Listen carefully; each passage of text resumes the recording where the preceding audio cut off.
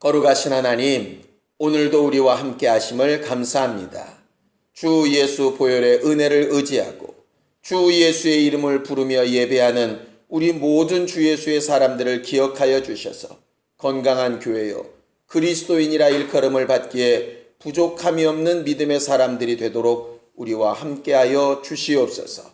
말씀을 전할 때에 전하는 자나 듣는 자가 한 성령으로 붙들림을 받게 하여 주시옵시고, 예수께서 우리에게 주시는 하나님의 마음과 능력으로 충만케 되어지는 시간이 되게 하여 주옵소서.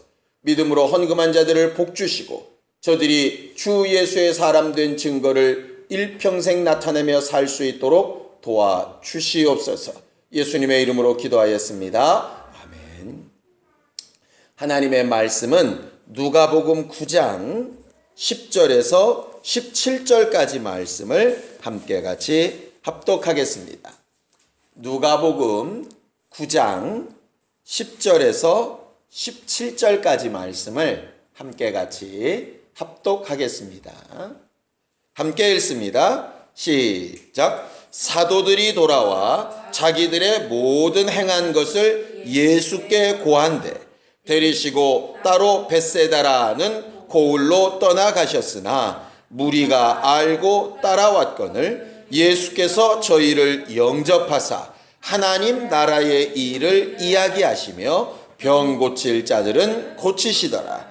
날이 저물어가매 12사도가 나와 여짜오되 무리를 보내어 두루 마을과 촌으로 가서 유하며 먹을 것을 얻게 하소서. 우리 있는 여기가 빈들이니이다. 예수께서 이르시되 너희가 먹을 것을 주어라 하시니 여짜오되 우리가 떡 5개와 물고기 2마리밖에 없으니 이 모든 사람을 위하여 먹을 것을 사지 아니하고는 할 수 없사옵나이다 하였으니 이는 남자가 한 5,000명 되밀어라. 제자들에게 이르시되 때를 지어 한 50명씩 앉히라 하시니 제자들이 이렇게 하여 다 앉힌 후 예수께서 떡 5개와 물고기 2마리를 가지사 하늘을 우러러 축사하시고 떼어 제자들에게 주어 무리 앞에 놓게 하시니 먹고 다 배불렀더라. 그 남은 조각 12바구니를 거두니라. 아멘. 우리 하나님은 우리의 모든 사정과 문제에 관심을 가지고 계신 하나님이십니다. 우리 하나님은 우리와 멀리 떠나 계신 하나님이 아니라 우리와 가까이 계신 하나님. 우리의 문제에 등 돌리고 계신 하나님이 아니라 우리의 문제에 관심을 가지고 마치 당신의 문제인 것처럼 그것을 신경 쓰시고 해결하시려고 힘쓰시는 분이 바로 우리 하나님이세요.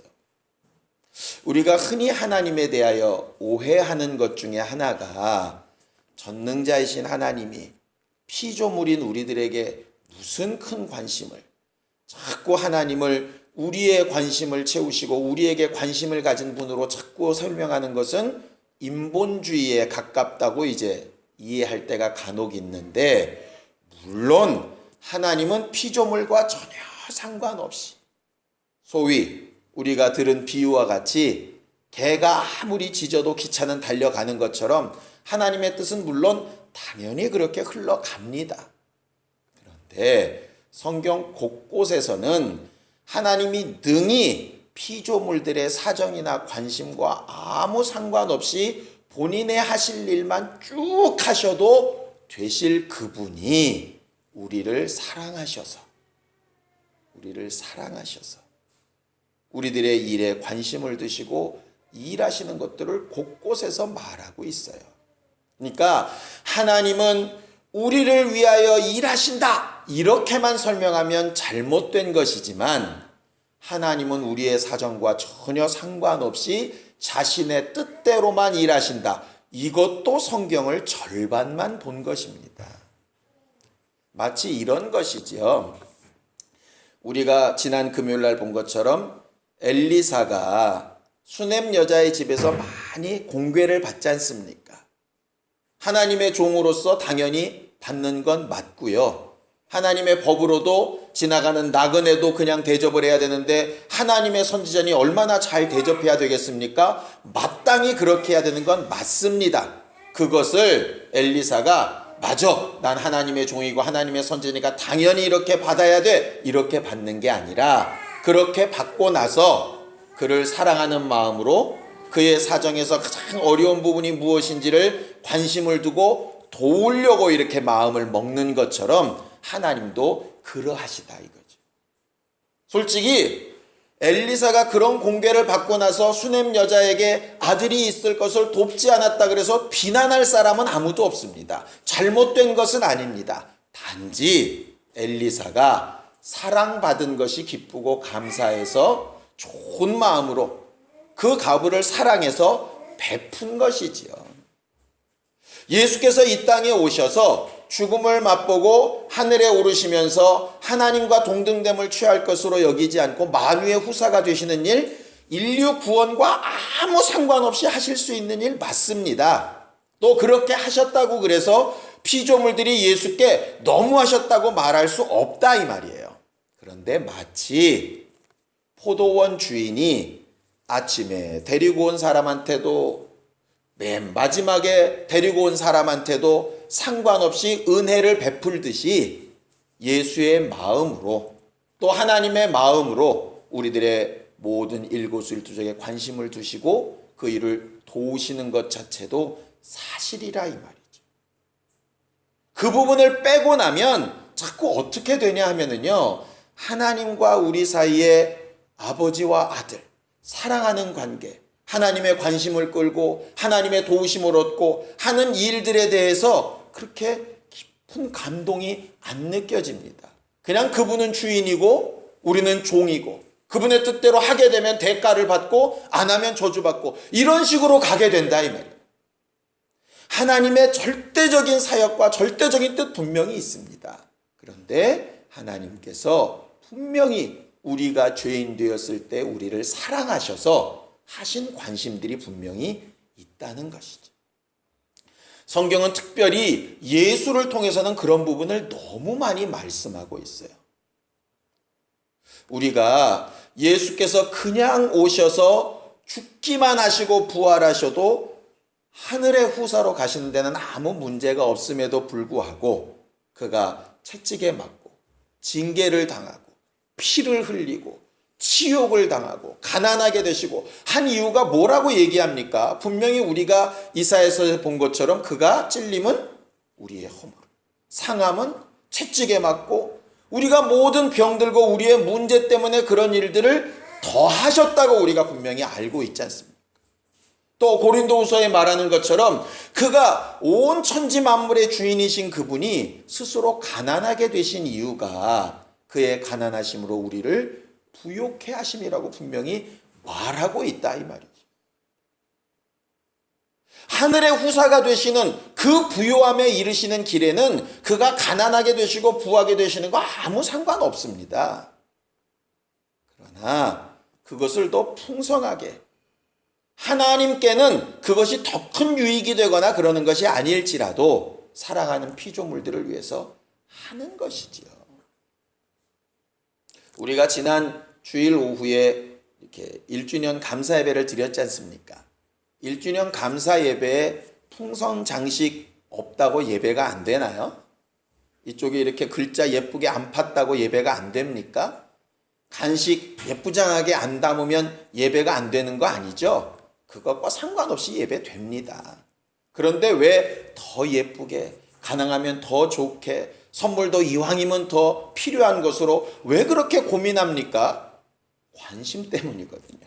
오는 사람들에 대한 관심, 예배를 받으신 하나님에 대한 그냥 관심, 우리의 사랑의 표현, 우리가 얼만큼 이 상황 자체가 기쁘고 감사한지에 대한 그것을 좀 나타내 보이고 싶은데 그것을 표현하는 것에 불과하는 겁니다. 그것도 마음이 있고 상황이 되니까 그렇게 한 것이었지, 마음은 있어도 상황이 안 되면 못할 수 있지요. 못한다 그래서 그런 것도 없느냐, 그러니 감사 예배도 아니다, 이건 아니라 이 말이에요.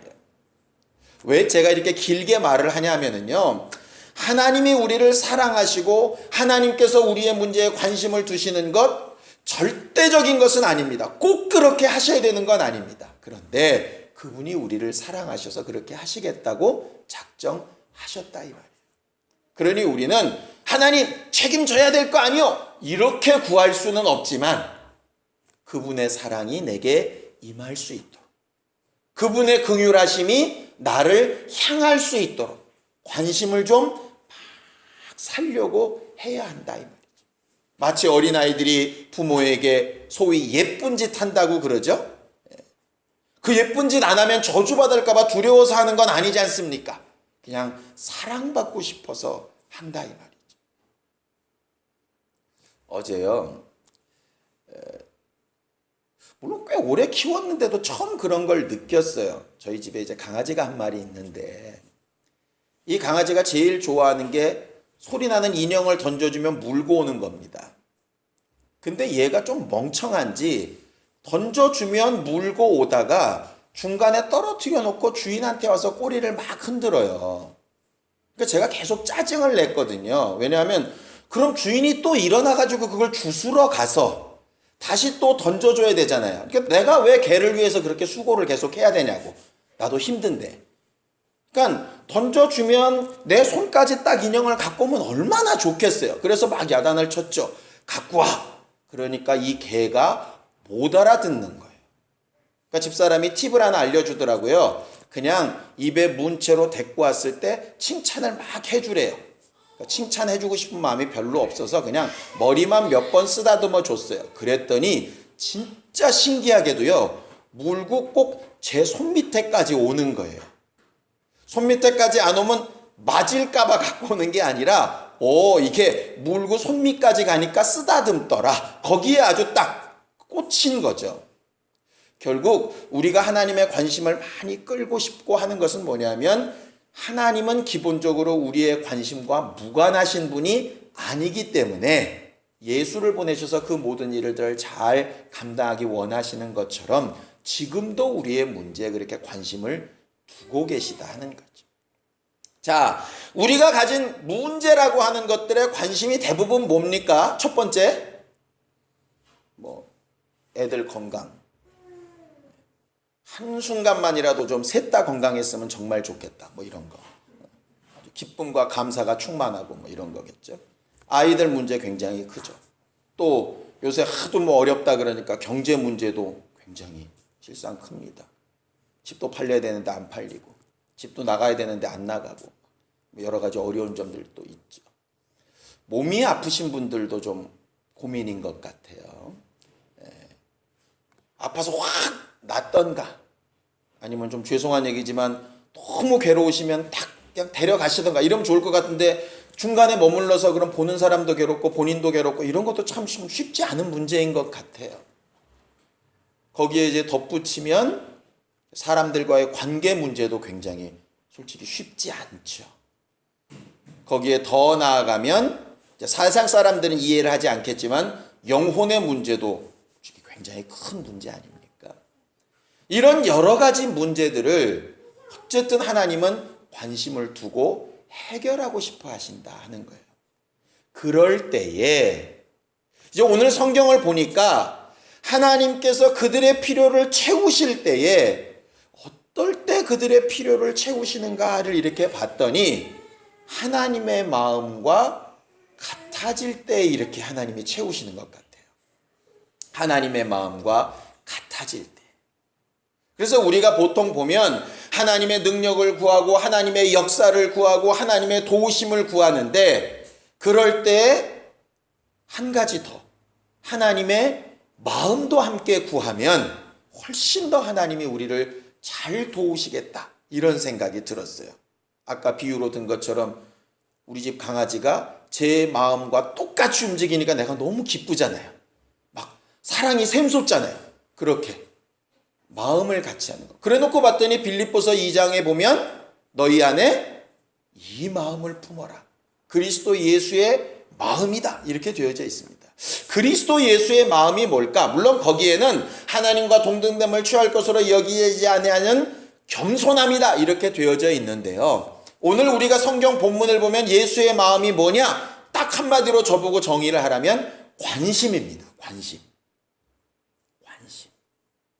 예수는 확실히 그의 제자들에게, 따르는 사람들에게, 또 그들의 문제에 관심이 있으셨던 분이었어요. 성경에서 최초로 저주받은 사람, 물론 아담이라고 말할 수 있겠지만 아담의 자식 가운데 가인이지요. 가인이 최초로 저주받을 때 하나님 앞에 했던 말이 있습니다. 뭐죠? 내가 내 아우를 지키는 자입니까? 하나님은 그 말에 굉장히 마음이 상하셨던 것 같아요. 왜냐하면 다른 사람에 대한 관심이 없는 것은 기본적으로 하나님의 마음과 전혀 다르기 때문이에요. 선한 사마리아인의 비유도 마찬가지 아닙니까? 누가 내 이웃이냐 물을 때 이웃은 간단합니다. 관심이 가는 사람, 관심을 두는 사람이에요. 오늘 성경 본문에 우리가 너무나도 잘 아는 오병이어의 사건이 나옵니다. 오병이어의 사건 가운데 예수의 마음과 제자들의 마음을 보면 이게 딱 극명하게 대비가 되는 걸 볼 수가 있어요. 무슨 사건이냐면 이런 사건입니다. 예수님의 제자들이 나아가서 예수께서 명령하신 대로 전도하고 병을 고치고 많은 이적을 나타내고 나서 예수 앞에 돌아왔어요. 자, 성경을 좀 읽겠습니다. 10절 읽겠습니다. 10절. 누가복음 9장 10절입니다. 함께 읽습니다. 시작. 사도들이 돌아와 자기들의 모든 행한 것을 예수께 고한대 데리시고 따로 벳세다라는 고을로 떠나가셨다 이랬습니다. 예수의 제자들이 많은 전도여행을 마치고 수고하고 돌아와서 예수께 막 보고합니다. 신나서 보고합니다. 성경 어디에 있는 것처럼 내가 막 갔더니 귀신이 떠나가고 병이 낫고 이적이 나타나던데요. 그랬더니 예수께서 말씀하시죠. 내가 안다. 하늘에서 사단이 떨어지는 것을 내가 봤다. 그런데 귀신 떠나가는 걸로 기뻐하지 말고 너희 이름이 하늘에 기록된 걸로 기뻐하라. 뭐 우리가 이렇게 알고 있지 않습니까? 그러고 나서 그 제자들을 데리고 어디로 가시냐면 벳세다라는 곳으로 가요. 이 벳세다가 어디냐면 베드로와 야고보, 안드레와 요한의 고향이 바로 벳세다입니다. 그러니까 열심히 외곽 지역을 일하다가 이제 그들의 고향으로 다시 돌아가셨다 이 말이죠. 왜 돌아가셨는가 누가복음엔 안 나오는데 마가복음엔 나옵니다. 마가복음 6장을 좀 볼까요? 마가복음 6장 31절입니다. 마가복음 6장 31절입니다. 시작. 이르시되 너희는 따로 한적한 곳에 와서 잠깐 쉬어라 하시니 이는 오고 가는 사람이 많아 음식 먹을 겨를도 없음이라 이랬어요. 제자들이 나아가서 수고하고 돌아와서 예수께 보고를 했을 때 예수께서 그 제자들을 보고 뭘 느끼셨냐면 얘들이 굉장히 피곤하구나. 열심히 사역했다. 더 힘써서 나중에 더 크게 헌신하자. 이렇게 얘기하시는 게 아니라 열심히 일하고 돌아오니까 야 이제 좀 잠깐 쉬자. 너무 일만 하면 안 돼. 얼마나 복음입니까? 정말 좀 쉬자. 그러면서 고향으로 내려가서 편히 쉬게 하려고 데려가시는 거예요. 왜? 하도 오고 가는 일과 사람들이 쫓아오는 게 많으니까 음식 먹을 겨를도 없이 너무 많이 일을 한 거예요. 너무 수고를 많이 한 거예요. 그러다 보니까 제자들을 좀 쉬게 해야 됐다고 생각해서 제자들을 데리고 배를 타고 벳세다라는 동네로 건너가기 시작합니다. 문제는 뭐냐? 그들이 얼마나 선한 영향력을 끼쳤던지 그들이 벳세다로 간다는 소식을 듣자마자 사람들이 뛰기 시작합니다. 자, 마가복음을 다시 보세요.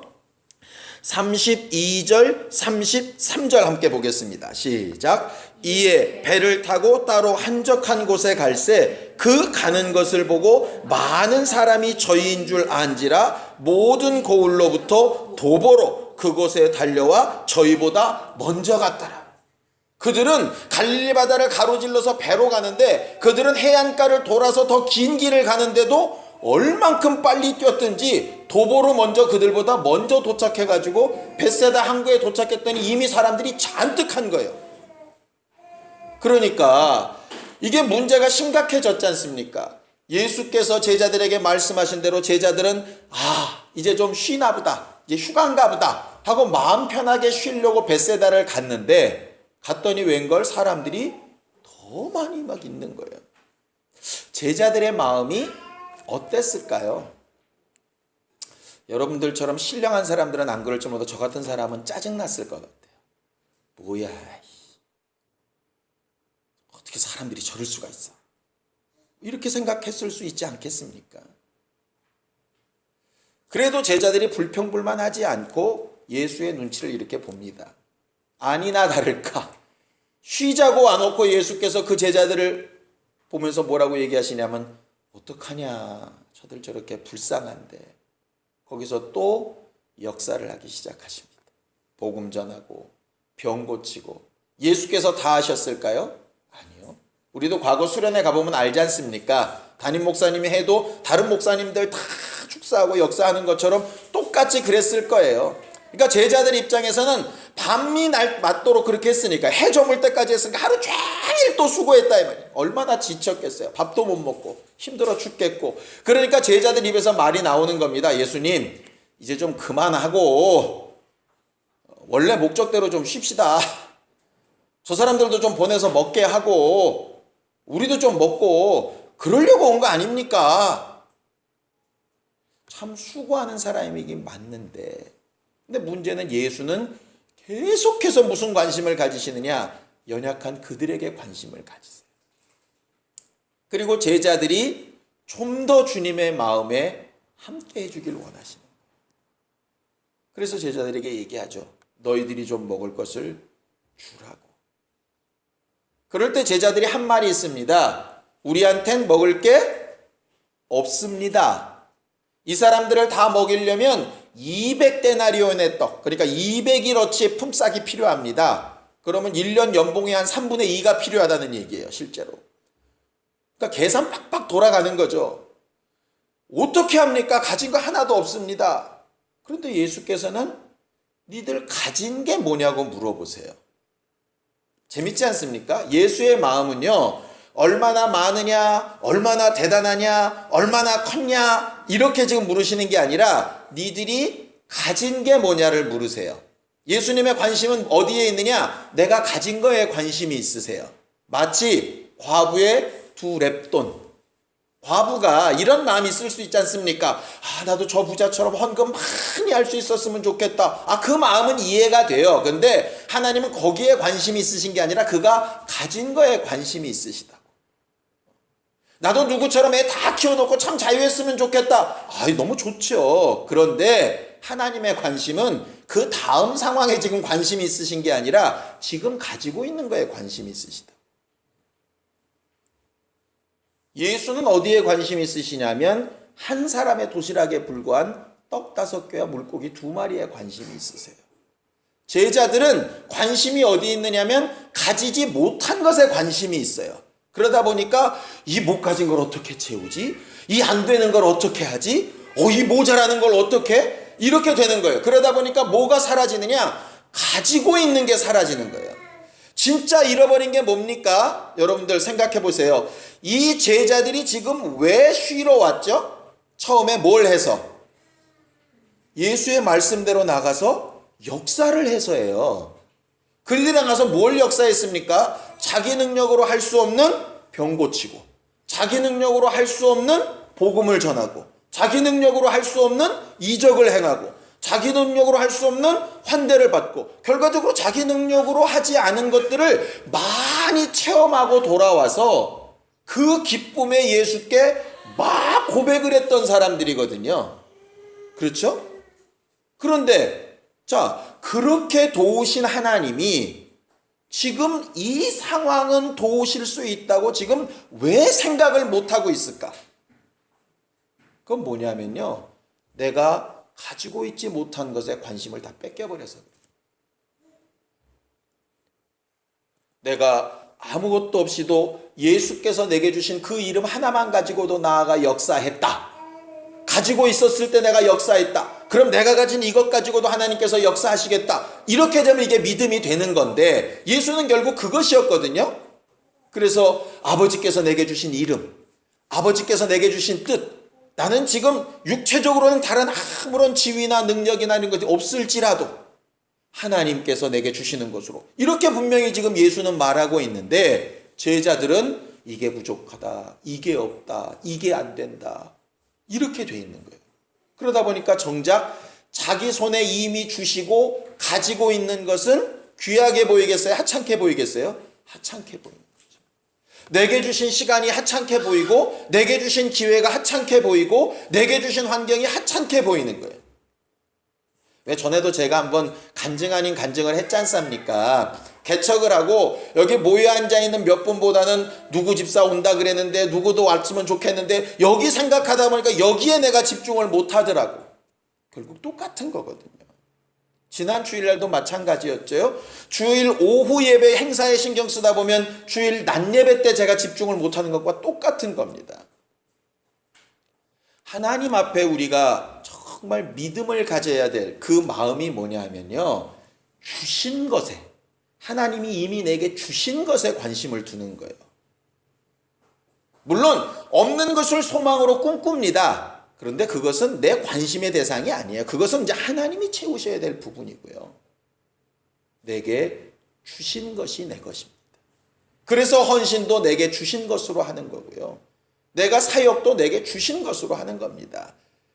내게 전도할 기회를 지금 주셨을 때 그냥 지금 하는 겁니다. 나중에 언제를 휘황찬란한 막 계획을 세워서 할 수도 있겠지만 그거보다 더 중요한 건 지금이에요. 지금. 기도할 때도 지금이고, 교제할 때도 지금이고, 관심을 둬서 연락을 할 때도 지금입니다. 성경은 예수의 그 마음을 좀 가졌으면 좋겠다는 거예요. 예수께서 그의 제자들에게 가르치시기 위해서 오병이어의 이적을 일으키십니다.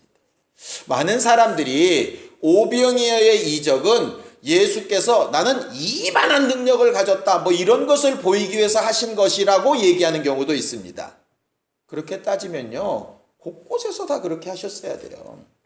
그런데 실제로 그렇게 먹이시는 일은 단 2번만 하셨거든요. 그 이외에는 다른 일을 하지 않으셨습니다.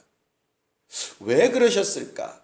가만히 보면 예수께서 제자들을 쉬게 하러 가셨다가 제자들에게 여전히 계속 일을 하게 하시고 그들에게 예수의 이름을, 마음을 가르치시고 예수의 뜻을 가르치시는 제자 훈련의 기회인 것 같아요.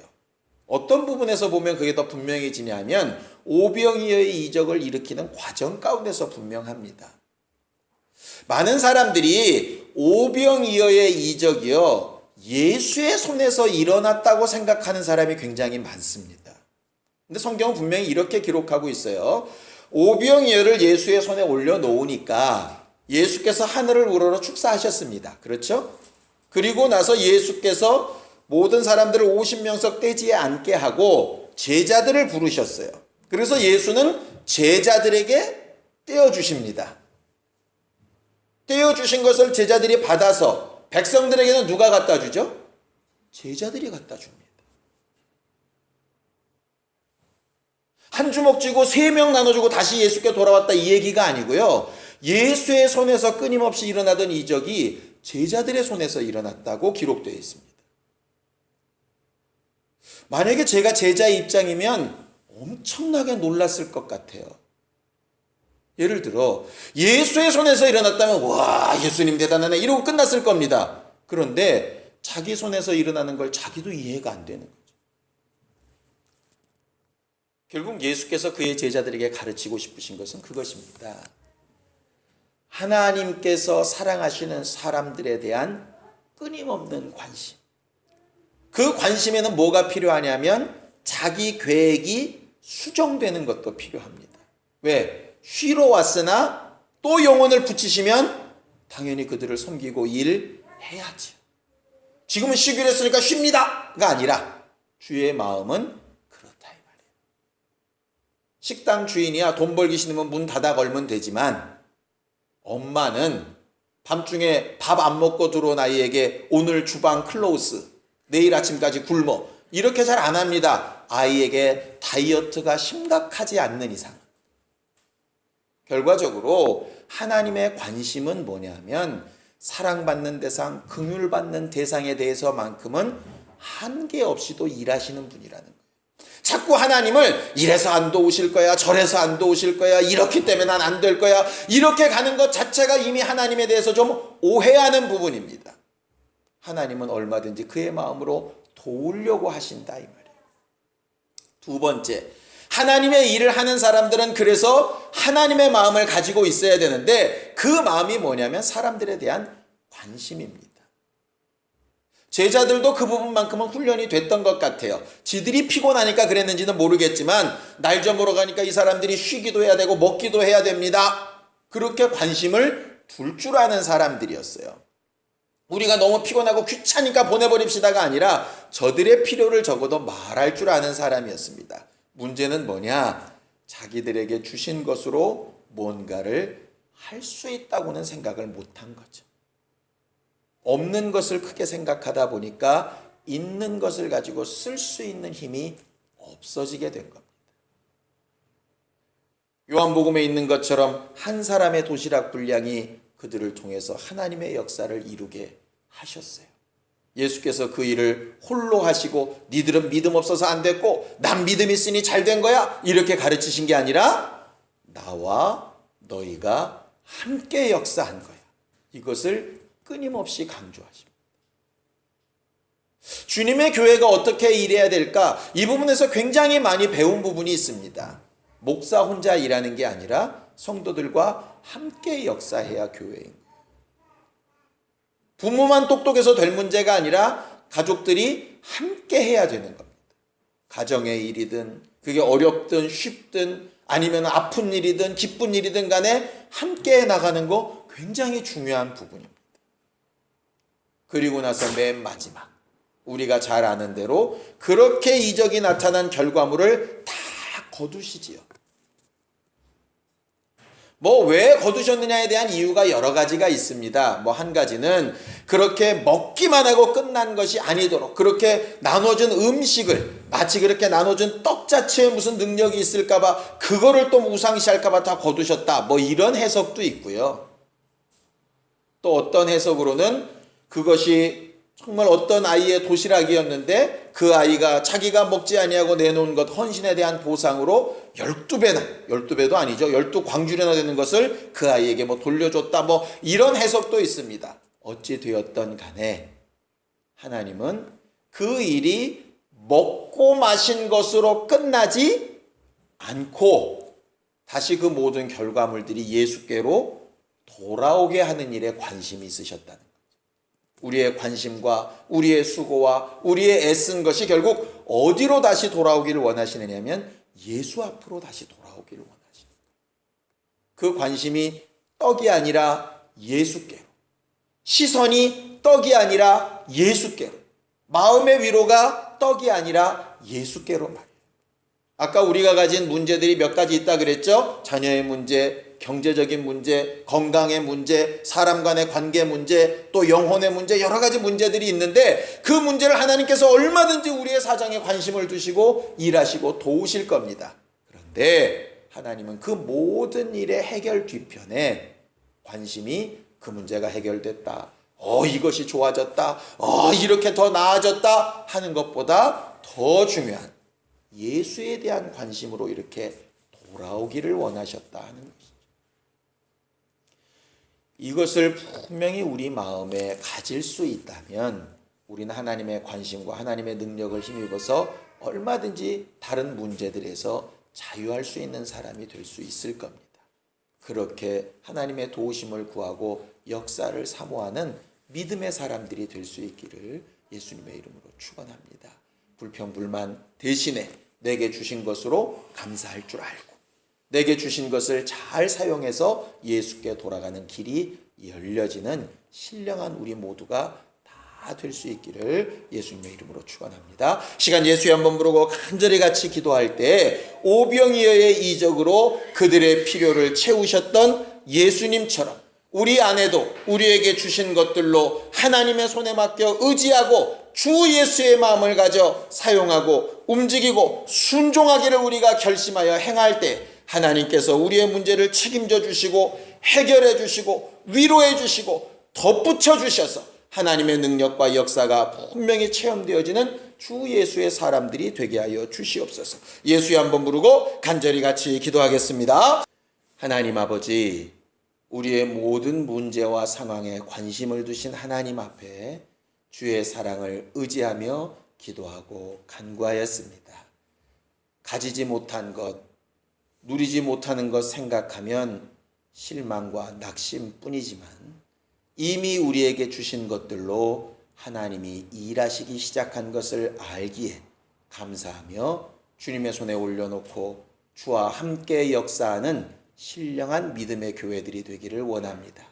기도하며 간구한 기도의 제목대로 각각의 가정의 자손들과 또 가족들과 교회와 저들이 있는 모든 환경과 형편과 그 모든 일들에 주께서 함께하여 주셔서 도우시는 믿음의 간증들이 충만케 되게 하여 주시옵시고 그 결과로 주께서 우리와 함께하고 계신 기쁨이 더 충만케 되게 역사하여 주시옵소서. 그래서 우리에게 부탁하신 이들을 주 예수 앞에 잘 인도하고 그의 복음과 진리로 양육하여 주 예수의 사람 되게 하는 일에 사용되는 거룩한 그리스도인들이 다 되도록 우리를 도와 주시옵소서. 이제는 우리 주 예수 그리스도의 은혜와 하나님 아버지의 극진하신 사랑과 성령님의 감동하시고 역사하시는 분명한 증거가 주의 마음과 능력을 구하는 주 예수의 사람들 위해 이제부터 영원까지 함께 있을지어다. 아멘.